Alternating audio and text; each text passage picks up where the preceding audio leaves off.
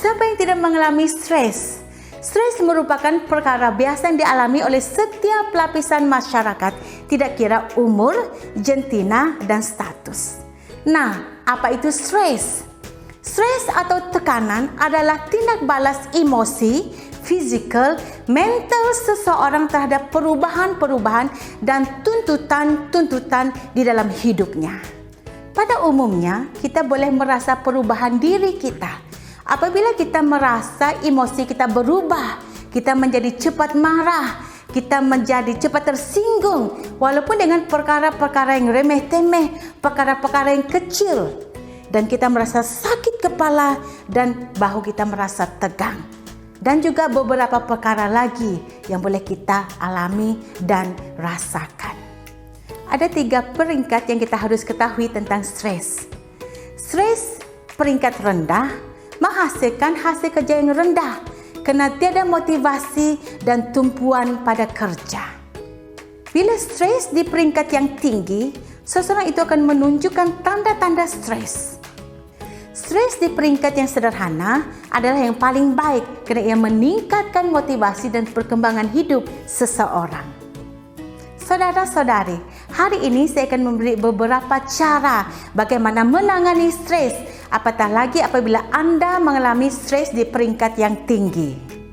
Yang pertama, mengaku bahawa anda ada masalah.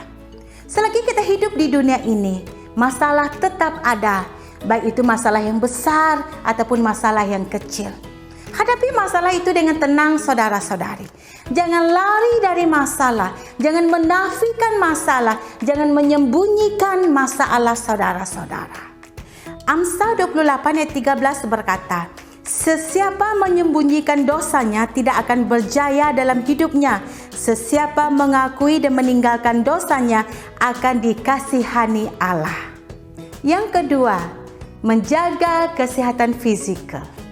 Lakukan senaman selama 30 minit sekurang-kurangnya setiap hari. Sama ada itu bersenam, berzumba, berjogging, dan apa saja mengikut kreativiti masing-masing. Bila stres, lakukan pergerakan yang boleh mengeluarkan peluh. Jangan berbaring, jangan makan sambil merenung-renung jauh-jauh, saudara-saudari.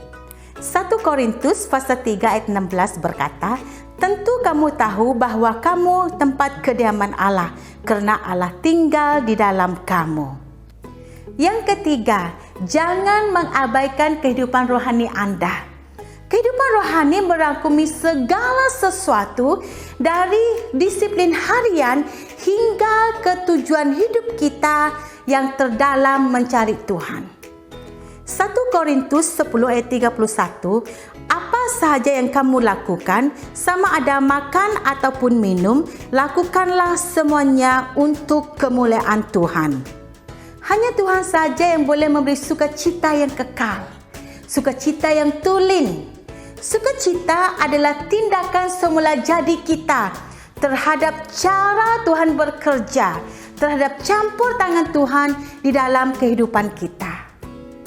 Hari ini ramai orang terperangkap dengan mengejar apa yang dunia katakan kepada mereka untuk meraih kegembiraan. Namun kegembiraan itu adalah emosi yang sementara. Roma 15:13 berkata, "Semoga Allah sumber pengharapan memenuhi kamu dengan segala sukacita dan damai sejahtera dalam iman kamu, supaya oleh kekuatan Roh Kudus kamu berlimpah-limpah dalam pengharapan." Yang keempat, pertimbangkan untuk berjumpa dengan kaunselor. Saudara-saudari yang saya kasihi, kita ini adalah makhluk sosial. Kita memerlukan orang untuk mendengar kita. Maka dengan demikian, jangan malu berjumpa dengan seseorang, menceritakan dengan seseorang masalahmu. Maka pada hari ini, jika engkau merasa stres, carilah orang yang anda percayai. Carilah kaunselor. Ibrani 10 ayat 24 berkata, "Hendaklah kita perhatikan satu sama lain, supaya kita dapat saling memberikan dorongan untuk mengasihi satu sama lain dan untuk melakukan hal yang baik." Yang kelima, adalah berfikiran positif. Saudara, kekhawatiran tidak akan menghilangkan masalah hari esok, tetapi kekhawatiran akan menghilangkan kedamaian hari ini. Maka oleh demikian, berfikiran positiflah.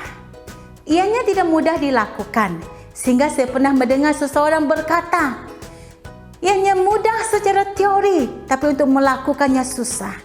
Nah saudara-saudari, berfikiran positif bukan berfikiran hanya untuk sekali saja, tapi berfikiran positif harus dilatih setiap hari supaya ianya menjadi gaya hidup kita, menjadi gaya cara fikir kita. Maka oleh yang demikian, berfikiran positiflah sesuai dengan firman Tuhan.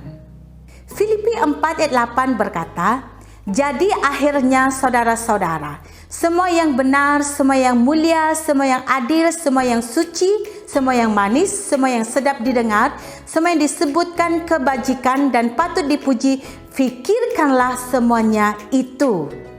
Nah saudara, Anda stres, jangan membiarkannya ianya berlarutan. Anda boleh menanganinya. Jangan berputus asa saudara-saudari. Jika Anda merasa video ini memberkati Anda, silakan share kepada orang lain supaya mereka juga merasa diberkati. Jika Anda mempunyai tips yang lain daripada yang ada dalam video ini, simpan dalam komen di bawah ya, supaya kita semua sama-sama diberkati dengan tips yang Anda berikan.